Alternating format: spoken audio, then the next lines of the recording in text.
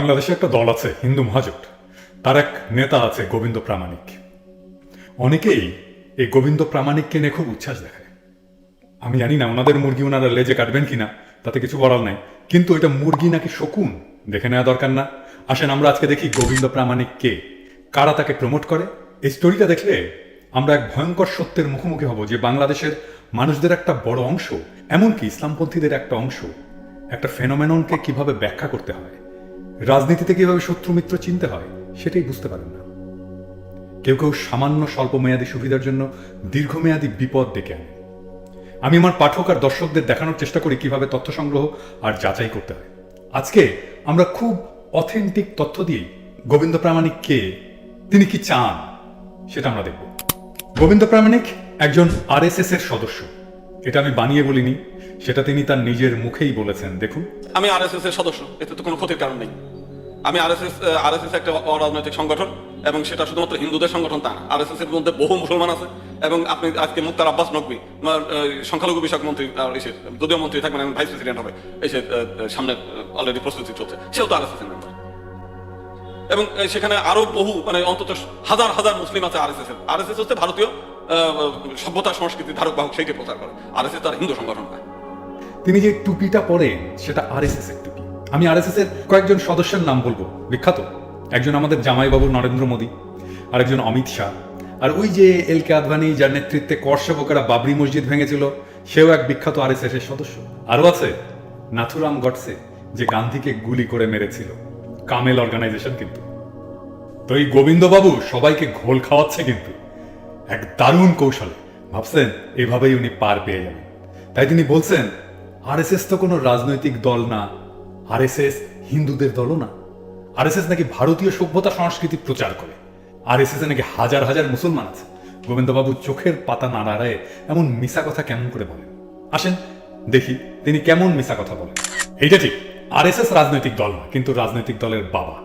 RSS মানে হচ্ছে রাষ্ট্রীয় স্বয়ংসেবক সংঘ, ভারতের হিন্দুত্ববাদী রাজনৈতিক দলগুলোর জন্মদাতা। সেই জন্য আমরা যেভাবে বাকশাল বললে আওয়ামী বাম সুশীলদের একটা আওয়ামী ঘরানার গ্রুপ বুঝি, বাকশাল যেমন এদের সবার বাপ, ঠিক সেই রকম সংঘ পরিবার বলে ইন্ডিয়া একটা টার্ম আছে, যার মানে রাষ্ট্রীয় স্বয়ংসেবক সংঘ বা আরএসএস এর পরিবার। কারা আছে এর মধ্যে? বিজেপি তো আছেই, বিশ্ব হিন্দু পরিষদ আছে, তাদের ছাত্র সংগঠন অখিল ভারতীয় বিদ্যার্থী পরিষদ আছে, জঙ্গি হিন্দু সংগঠন বজরং দল আছে, আবার অনেকে শিবসেনাকেও এই সংঘ পরিবারের মধ্যে ভাবেন। আর এই গোবিন্দ প্রামাণিক হচ্ছে এই আরএসএস এর সদস্য। উনি যে বললেন হাজার হাজার মুসলমান আরএসএস করে, মুক্তার আব্বাস নকভি নাকি আরএসএস করে, এটা অর্ধসত্য। এই যে দেখেন মুক্তার আব্বাস নকভির সরকারি ওয়েবসাইটের বায়োগ্রাফি, এখানে আরএসএস এর সদস্য হওয়ার কথা লেখা আছে। উনি হলে এটা বলতেন না? নাকি শুধু গোবিন্দ প্রামাণিকের কাছে খবর আছে? গোবিন্দ প্রামাণিক, আপনাকে দায়িত্ব দিলাম, এটা দেখাইবেন যে মুক্তার আব্বাস নকভি আরএসএস করে। হ্যাঁ, তবে গোবিন্দ প্রামাণিক আংশিক সত্য বলছে। ইন্ডিয়ান মুসলমানদের একাংশ ভয়ে হোক, লোভে হোক, কৌশল হিসাবে হোক বিজেপি করে। তারা আরএসএস এর আদর্শে অনুপ্রাণিত হয়ে মুসলিম রাষ্ট্রীয় মঞ্চ বলে একটা আলাদা সংগঠন করছে, যেটা আরএসএস এর সিস্টার সংগঠন। বাংলাদেশে ৭১ হিন্দুরা রাজাকারি করছে না?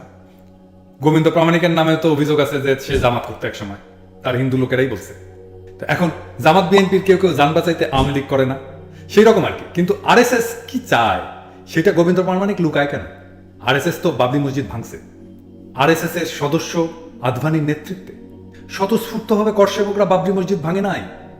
আর আরএসএস এর সদস্যরা কিভাবে পরিকল্পিতভাবে বাবরি মসজিদ ভাঙছে সেটা ডিটেল অনুসন্ধানী রিপোর্ট আছে এইখানে, ইন্ডিয়ান মিডিয়ায় ছাপা, ডেসক্রিপশনে দিয়ে দিলাম, আগ্রহীরা পড়ে নিতে পারেন। গোবিন্দবাবু, বাবরি মসজিদ ভাঙার দায় আপনার আরএসএস এর সদস্য হিসাবে নিতে হবে।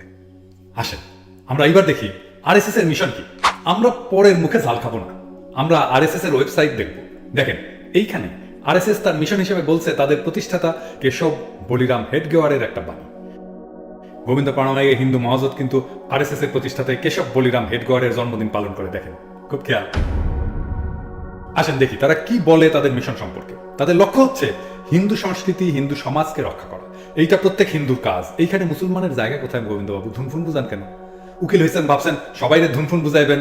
আসেন আরো দেখি, নিচে দেখি, এই যে নিচে দেখেন, নিচে নিচে নিচে তারা দেখাইতেছে তাদের সাফল্য কি কি। তারা বলতেছে কোন কোন প্রভিন্সকে তারা মুসলিম মেজরিটি হইতে দেবে না এবং দিতে বাধা দিছে। তারা বলতেছে কংগ্রেস মুসলিম তোষণ করছে। সে বলতেছে স্বাধীনতার পর থেকে জম্মু কাশ্মীরের নিপীড়ক মুসলমান মেজরিটি একটা ভারতের বিরাট সমস্যা হয়ে আছে। সে বলতেছে তার লক্ষ্য হচ্ছে একবিংশ শতাব্দীতে হিন্দুত্ববাদের পুনর্জাগরণ, এইটা এবং এইটা হিন্দুদের দায়িত্ব। এইসবই আরএসএস এর ওয়েবসাইটে লেখা আছে প্রকাশ্যে। আরএসএস মুসলমান বিরোধী প্রত্যেকটা সাম্প্রদায়িক দাঙ্গা সংগঠিত করছে। আমি ছোট একটা প্রমাণ দিলাম, চাইলে গন্ডায় গন্ডায় দিতে পারতাম, টাইম নাই। বইটা ডেসক্রিপশনে পাবেন। আর গোবিন্দবাবু বলতেছে মুসলমানেরা আরএসএস করে, কেমন মিথ্যাবাদী দেখেন। মিথ্যা বললেও তা একটা কথা ছিল। উনি সবাই এতই বেকুব আর নিজের এতই চালাক ভাবছেন যে ভাবছেন উনি এসব কেউ চেক করে দেখবে না।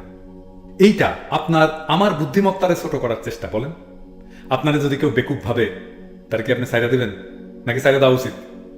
এই গোবিন্দবাবু যেহেতু আরএসএস এর সদস্য বলে নিজে নিজেকে বলছে, দাবি করছে, এই গোবিন্দবাবুর হাতে মুসলমানের রক্ত লেগে আছে। এই গোবিন্দবাবুর হাতে বাবরি মসজিদ ভাঙার গ্লানি লেগে আছে। শুধু কি তাই, গোবিন্দ প্রামাণিক বাংলাদেশে আসলে কি চায়?